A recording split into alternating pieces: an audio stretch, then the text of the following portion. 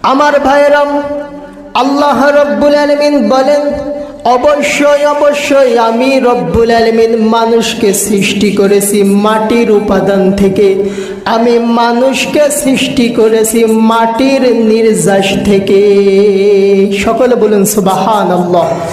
আমার ভাইরা, আল্লাহ রব্বুল আলামিন আমাকে আপনাকে সৃষ্টি করলেন মাটির উপাদান থেকে। এরপরের আয়াতে আল্লাহ রব্বুল আলামিন বললেন, সুম্মা জাআলনাহু নুতফাতান ফি করারিম মাকিন। আমি আল্লাহ রব্বুল আলামিন এই এক ফোঁটা নাপাক বীর্য তার মায়ের জরায়ুর ভিতরে দিয়েছি, তার মায়ের গর্ভের ভিতরে দিয়েছি।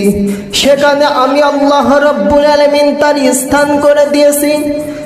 এই স্থান থেকে আল্লাহ রব্বুল আলামিন সূরা মুমিনুনের 14 নম্বর আয়াতে বলেন, এই বীর্যকে আমি আল্লাহ রব্বুল আলামিন জমাট রক্তে পরিণত করেছি। জমাট রক্ত থেকে আমি রব্বুল আলামিন মাংস পিণ্ডে পরিণত করেছি। মাংসর পরে আমি রব্বুল আলামিন আবার হাড় তৈরি করেছি। এই হাড়কে আবার মাংস দ্বারা আমি রব্বুল আলামিন ঢেকে দিয়েছি। সকলে বলুন সুবহানাল্লাহ। যখন সম্পূর্ণ বডি তৈরি হয়ে গেছে, রব্বুল আলামিন বলেন, বান্দারে, তোর শিশু অবস্থায় এই পৃথিবীতে আমি রব্বুল আলামিন পাঠিয়েছি। সকলে বলুন সুবহানাল্লাহ।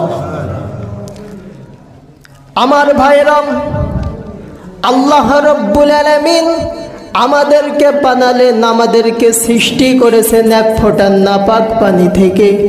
আমি আপনি দুনিয়াতে এসে অহংকার করি, তাকাব্বুরি করি। আল্লাহ রব্বুল আলামিন বলেন, ওয়ালা তামশি ফিল আরদি মারহা। বান্দারে, তুই জমিনের ভিতরে, জমিনের উপরে তুই অহংকারের সাথে চলাফেরা করিস না। তুই কে ভুলে গেছিস? তোকে তো আমি রব্বুল আলামিন এক ফোঁটা নাপাক পানি দিয়ে সৃষ্টি করেছি।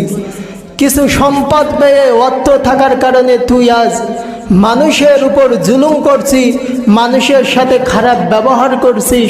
এটা তোর জন্য শোভনীয় নয়। কথা বলেন ঠিক কিনা?